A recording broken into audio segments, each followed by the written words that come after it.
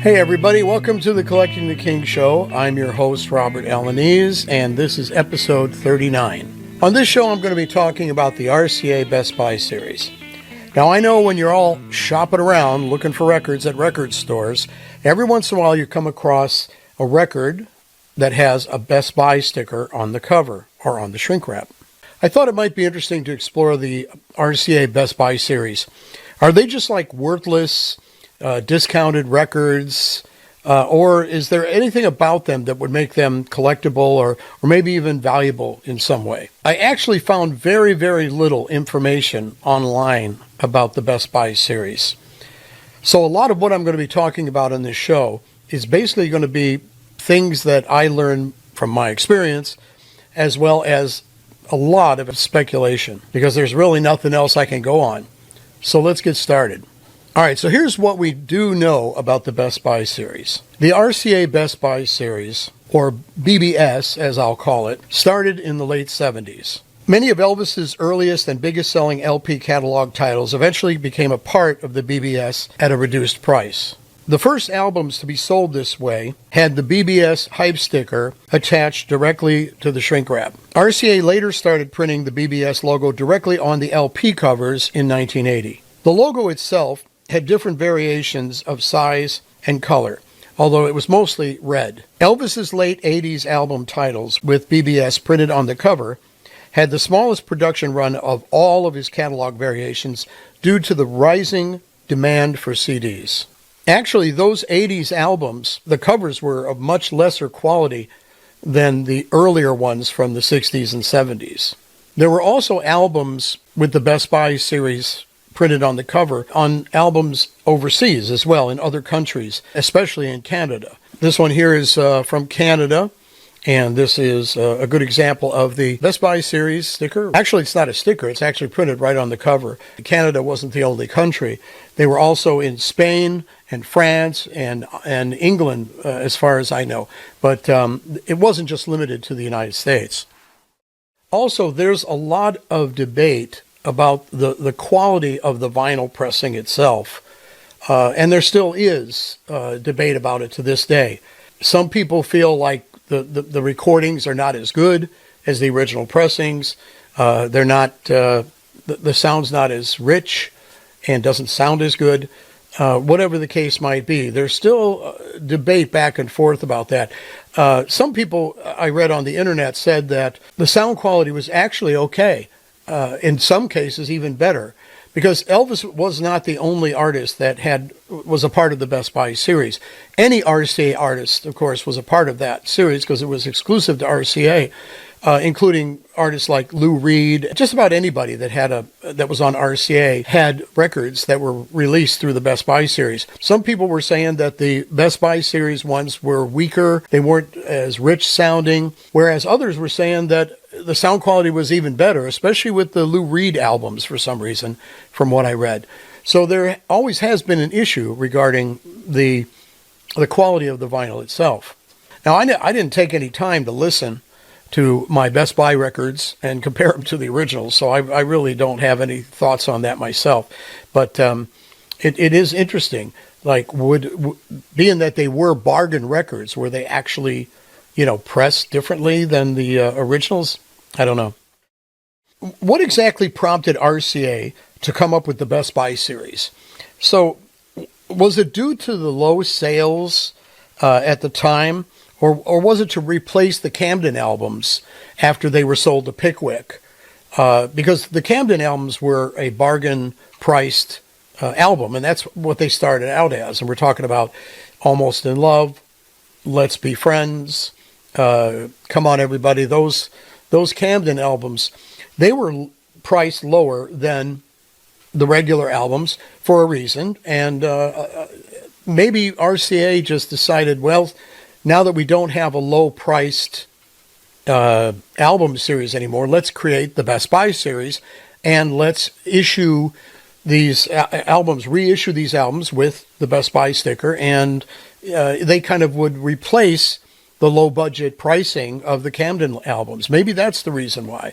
Another question is, what was the earliest known Elvis LP to have a Best Buy series sticker? A lot of this I have to base on experience. So I'm going to just take a guess. And those of you watching the show, if you think that you remember an earlier Best Buy sticker on another Elvis title, let me know. The first album, I believe, that ever had a Best Buy sticker that I ever saw was Pure Gold. I don't recall any other album with a sticker on it that early. I think that was the very first time I ever saw it. And that would make sense because the Pure Gold LP was a bargain priced LP. I don't think it was the exact same price as a fresh release because it didn't have as many songs on it. I think it had basically 10 songs. That would make sense that the first bargain LP that they decided to do in this series would be Pure Gold. If anybody knows of another title prior to 1980 that had a Best Buy series sticker on it, let me know. In 1980, they started putting the Best Buy series directly on the cover. And the first album I remember that had the Best Buy series logo printed on the cover was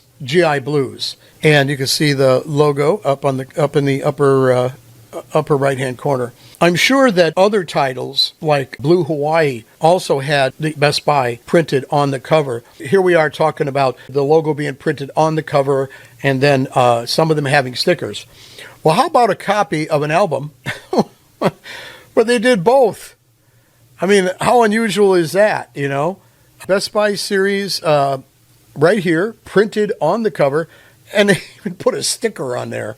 So, you know, these are factory things. I don't know. Maybe they didn't realize that it didn't need a sticker or whatever. I don't know. My theory is that the reason RCA did this again, whether it was due to the Pickwick sale or not, my theory is that RCA took their best-selling titles because maybe they weren't selling as well by the time the 80s rolled around and decided to make them into the Best Buy series.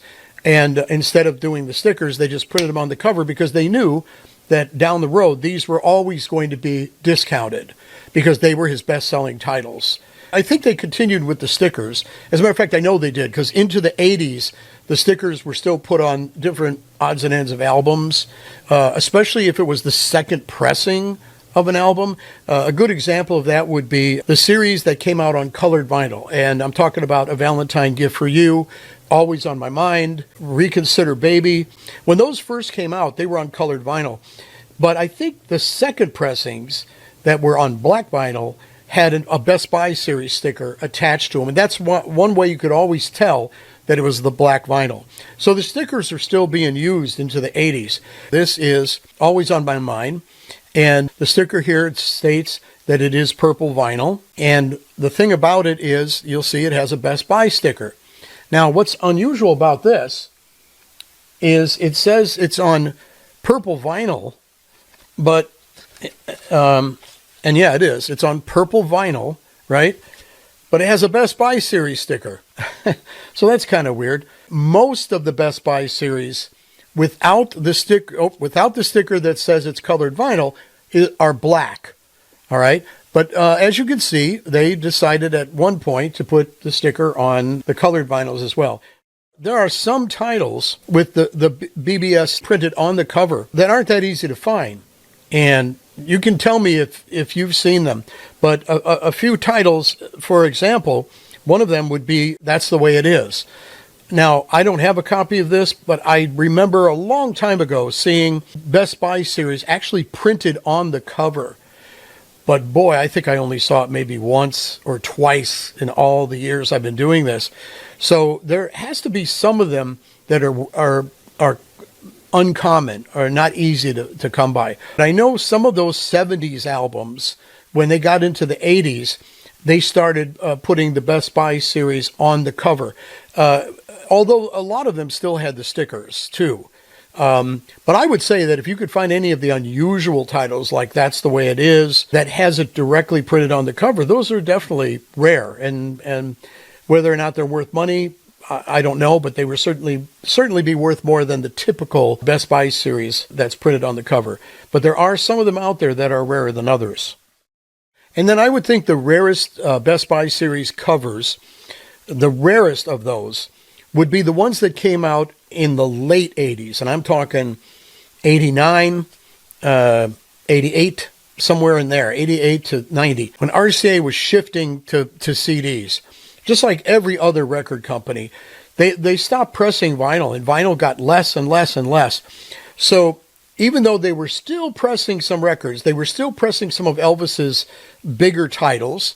And in some cases, they even did something weird, like they would take an album that was deleted in the 60s, but was brought back when Elvis died with an APL1 catalog number, like Harem Scarum, for example, and they would then release that in the very late 80s with Best Buy series on the cover. This album was deleted from RCA's catalog in right after it came out, because it didn't sell, so they got rid of it. That's why you don't find any orange flexes or any orange rigids or anything of this title, or tans, because it was a deleted title.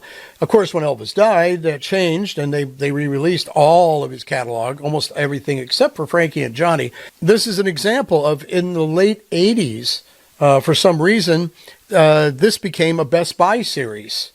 I guess it must have sold pretty good after Elvis died, but then all of those records sold really well. What's kind of weird about this one, what's funny is I'm doing a show about the Best Buy series, folks, and I'm actually learning stuff while I'm doing the show. I just decided to do this as a topic, and now all of a sudden I'm starting to learn things. Look at this.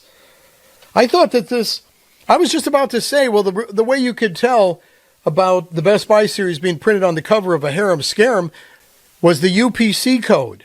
And I looked on the back just now to show it to you, and it's not there. Oh, wow, this is bizarre. I hate when I see this. It says previously released as AFL1. Oh, but that can't be. There's no AFL1 of Harem Scarum. That's bizarre. I know, I did a whole show about AFL1s. I know. But it's kind of strange to see that, because I've never, ever seen an AFL1 of Harem Scarum, ever. And I think I even said on the show that if you ever find one, it's big bucks. But anyway, it's an AYL, meaning that after it was reissued as the APL1 in 1977, this probably came out in 1980, along with Blue Hawaii and GI Blues, which makes no sense because those were big selling titles. So that would make sense that those would be Best Buy titles. But why would Harem Scarum be a Best Buy title in 1980? But I guess that's what it is. The most unusual ones are the ones in the late 80s, 88, 89, maybe 90, where they had the wraparound cover and the Best Buy series logo printed directly on the cover. For those of you who are not familiar with the wraparound covers, they're kind of unusual, because even Johnny B and I didn't really discover them until about maybe 10 years ago or so, when one day we found an older album with a cutout and everything, because a lot of those were cutouts towards the end of the 80s, because like I said, the records weren't being pressed anymore, so RCA had to get rid of them. But we noticed on one of the cutout albums that we found in a bin, the cover was a wraparound in the 50s, 60s, 70s, and into some of the 80s. It was a cardboard cover where they printed a slick and put the front slick on the front of the cardboard, and then on the back, to cover up the edges on the back, they would put the back slick, which was perfectly cut to fit the back cover. The front cover was not. It was enough to bend over one end and over the top and the bottom and the spine, so you could read on the spine what title of the album was.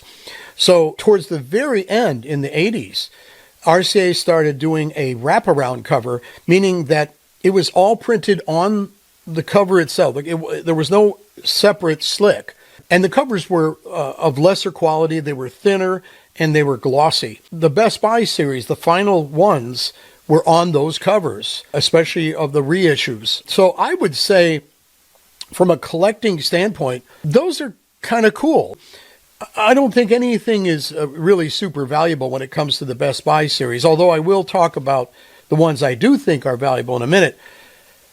But I do think that the late 80s, like 88, 89, and 90 reissue stuff with the wraparound cover and the Best Buy series printed on the cover are probably the most valuable of the batch. because you see the earlier 81s like this GI Blues up here and Pure Gold and whatever. Those are pretty common, and you see them quite a bit. This is a rare AFL1 from Elvis in Memphis. Now, unfortunately, it's sealed, so I can't open it up to take a look at the label or show you the label. And it is a cutout, as you can see right here, a cutout.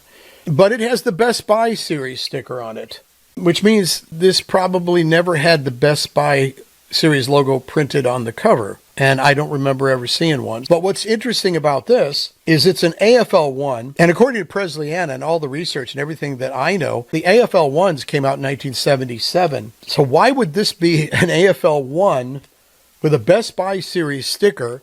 And it's definitely a wraparound cover. I mean, definitely a wraparound. I can see it. There is no back slick.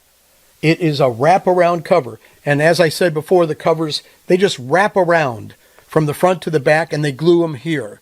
So you try to imagine the front of this cover and the back of this cover opened up like a gatefold, right? And then what they do is, when it's opened up, they put the glue on the inside of the cover where the seam is, and they fold it over, and voila, you have a wraparound cover. And that's what a wraparound cover is when I say wraparound cover. What's very strange is it's an AFL1. Maybe this is really rare. I thought it was rare when I got it, but maybe it's rarer than I think it is. So I guess I'd have to do a little more research on this. But anyway, this is another great example of a Best Buy series album that had a Best Buy series sticker on it. And why it's on here on an AFL1, I don't know. And why is an AFL1 a wraparound cover? I don't know. So when was this album? When did this album come out? I don't know. But it does have an RE on the back. See, folks, you never know what you're going to learn. I never know what I'm going to learn. I wanted to read to you some of the things I did find on the internet and related to the Best Buy series that some people had written about the series itself that I thought were worth mentioning. Okay, here's the first one from the internet. In some cases, the Best Buy series LPs are preferable to the original RCA Dynaflex pressings. Since at the time they were lower priced, usually $3 to $5, you can't complain or expect too much about the quality. So that was somebody making a comment about them preferring the vinyl of the Best Buy series to the Dynaflex. But of course, a lot of people didn't like the Dynaflex pressings anyway. So this was a compliment for the Best Buy series, the later pressings that came afterwards. Another person said they were mostly Best Buy because they didn't have gatefolds or printed inner sleeves. And that's true. Most of them were blank inner sleeves. They were just produced as economical versions of the original releases. At the time of a release, a new record would cost $10.99 or $9.99, whereas a Best Buy series record of the same title would be priced at around $7.99 or $6.99, which is true. That kind of gives you an idea of how much money or how much the difference was. So those are just a couple things from the internet I thought I would mention. This is going to be my opinion what albums with the Best Buy series, either sticker or logo on the cover, are worth. I was going to try to get a top 10, but there just isn't that many of them. Any AFL1 catalog number reissue with the Best Buy series sticker is definitely worth money. This one, because it's a wraparound cover and there's a little bit of a mystery behind it, might be rarer than some of the others. I don't know. This may be one of many AFL1s that have the Best Buy series sticker. But if they do, and you find them and they're reasonable, buy them, because I think this is something that will definitely go up in value as time goes by. Number 2, there's a lot of viewers, including John Humphrey, who I believe sold one of these online recently for like $500. Okay, is a Valentine gift for you with the Best Buy series sticker. Like always on my mind, it does have a Best Buy sticker, but it also has a sticker on it that says on red vinyl. if you ever get a sealed copy, you got to open it up, because sometimes, not always, it'll have a black label. And I don't want to be redundant and go through that whole thing. You could watch it in another episode as to why that's so rare. But that thing's worth like $500. But it's funny because the Best Buy series sticker is the way that you can tell that you may have that rare variation, because most of the Valentine gifts for you, including this Always on My Mind, came with the gold anniversary label. Number one, without a doubt, pure gold on the black label. This is another example where the Best Buy sticker plays a big part. The way you can tell that it might be a black label is it has the Best Buy series sticker, and it has the logo also printed on the cover. And that pretty much covers all of the most valuable Best Buy LPs. So here are my final thoughts on the Best Buy series. So you may think that the Best Buy series are not all that interesting or collectible, so why even talk about it, right? Actually, I debated about it a little bit, like, am I going to actually do a whole show about the Best Buy series? But I'm glad I did, because I even learned some things while I was doing it. But I always found it so amazing what, Elvis collectors collect. Especially the ones who almost have everything. Because if you have a lot of the originals or the complete collection of the originals, then I noticed that people who complete that collection then decide, well, you know what, I'm going to collect the orange rigids. You know what, I got all them, so now I'm going to collect the orange, the tan labels or the orange flecks. And it kind of just goes on and on, because the hunt goes on and on.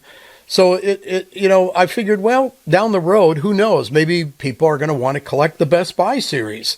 So I figured I'd do a show about it and talk about it a little bit. And you know what? The good thing about it is right now they're not all that expensive to find. You could probably find them on eBay, or you might find them here or there. But they're at a price right now where you could pick them up for fairly reasonable. I mean, anywhere from $10 to $15. Or maybe even 20 in certain cases, because a lot of them sometimes are sealed. I think they're a worthwhile thing to collect right now, because you just don't know what the future holds. I mean, these things could be worth 2 to 3 times that in 10 to 20 years. So the Best Buy series was definitely worth mentioning, and I think it was worthwhile looking at, because like what Johnny B once said, I'm a hunter. I'm not so much I'm a hunter. I like the thrill of finding, a nice clean piece. It's the thrill of the hunt when you collect, and it is. So what do you do when you found everything at one point? So maybe you want to hunt for something else. So if you do, the Best Buy series is not a bad idea, and it's cheap right now, like I said, and it's worth giving it a shot. I have to remind everybody, I am selling on eBay, and my seller name on eBay is Collecting the King. One word, Collecting the King. That's my seller name. A lot of the stuff I've been selling is from a massive Follow That Dream collection that I bought, and I still have more of it left, and I'm going to keep going selling it until it's completely gone. I do plan to do a group of tan labels, maybe a group of AFL ones, maybe a group of Best Buy albums. I don't know. You never know. Also, I just got an email from a young collector by the name of Aiden. He had a couple questions. One was, do I think that Elvis records are going to maintain their value throughout the years? What was my opinion on that? And then his second question was, how do I personally deal with people who put Elvis down? I thought it was interesting because he said, I'm a young collector. I just started. I think he's only been collecting for a couple years. So it took me a while to answer him because I've been very busy. And I want all of you to know, if you do send me an email, it does take me a while to respond to everybody. So be patient.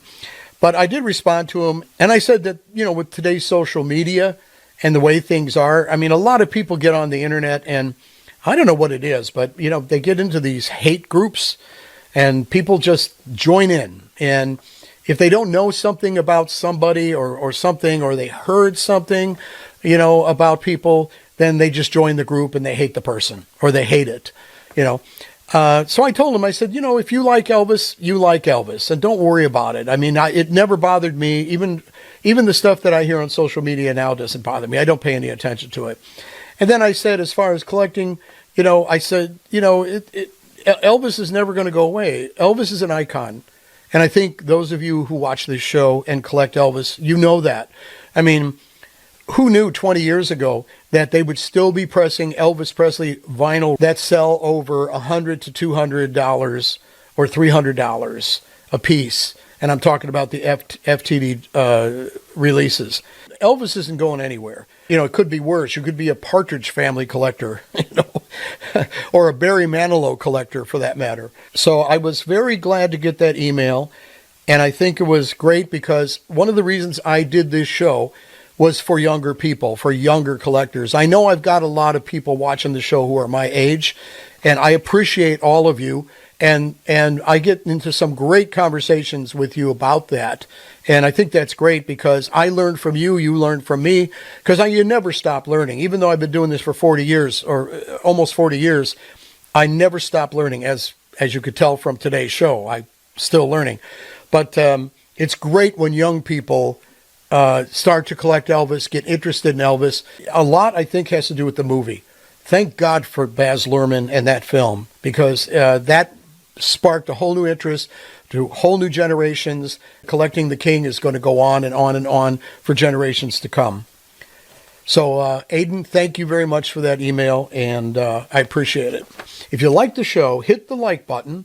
And then if you want to subscribe to the show, subscribe. I figure if you like the show, then you're going to subscribe, right? So hit the like button, hit the subscribe button, and then there's the notification bell. You click on that, and then you'll know about all the new shows as they come out. It's such a simple thing to do, so please take the time to hit the buttons, and that helps us out because that lets us know that you're still watching and it's worthwhile to do the show.